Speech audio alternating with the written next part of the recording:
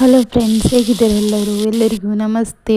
ನೋಡಿ, ಇವತ್ತೊಂದು egg recipe ಮಾಡಿದ್ದೆ ನಾನು. ತುಂಬ ಸಿಂಪಲಾಗಿ ಎಲ್ಲ ಈರುಳ್ಳಿ ಮತ್ತು ಟೊಮೊಟೊ, ಹಸಿಮೆಣಸು ಎಲ್ಲ ಕಟ್ ಮಾಡಿ ಇಟ್ಕೊಂಡಿದ್ದೆ.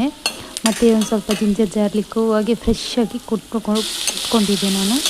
ಎಲ್ಲ ಸ್ವಲ್ಪ ಫ್ರೈ ಮಾಡಿಬಿಟ್ಟು ಬಾಯ್ಲ್ ಎಗ್ ರೆಸಿಪಿ ಮಾಡ್ತಾಯಿದ್ದೀನಿ ನಾನಿವತ್ತು. ಸಿಂಪಲಾಗಿ ಬೇಗ ಆಗುವುದು, ಒಂದು 5 ನಿಮಿಷದಲ್ಲಿ ಆಗುತ್ತೆ. ನೋಡಿ, ಸ್ವಲ್ಪ ಕೆಂಪು ಮೆಣಸು ಹುಡಿ, ಸ್ವಲ್ಪ ಗರಂ ಮಸಾಲ, ಜೀರಾ ಹುಡಿ, ಮತ್ತು ಸ್ವಲ್ಪ ಧನಿಯಾ ಹುಡಿ, ಮತ್ತು ಹಳದಿ, ಉಪ್ಪು ರುಚಿಗೆ ತಕ್ಕಷ್ಟು ಎಲ್ಲ ಅದರಲ್ಲಿ ಹಾಕ್ಕೊಂಡಿದ್ದೀನಿ ಒಂದು ಸ್ಪೂನಲ್ಲಿ.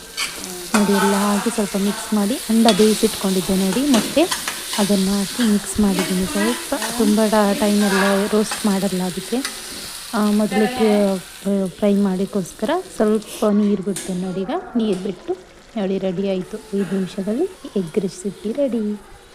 ಅದರೊಟ್ಟಿಗೆ ಮೃದುವಾದ ಚಪಾತಿ ಮಾಡಿದೆ ಫ್ರೆಂಡ್ಸ್. ಹಂಗೆ ನಮ್ಮ ಕಡೆ ನಾವೆಲ್ಲ ಜಾಸ್ತಿ ತಿನ್ನೋದು ಅದಕ್ಕೆ ಚಪಾತಿ ಇಲ್ಲಾಂದರೆ ರೊಟ್ಟಿ.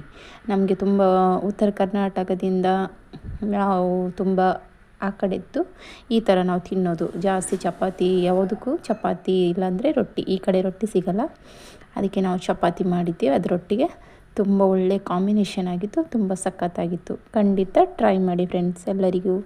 ಓಕೆ, ಬಾಯ್.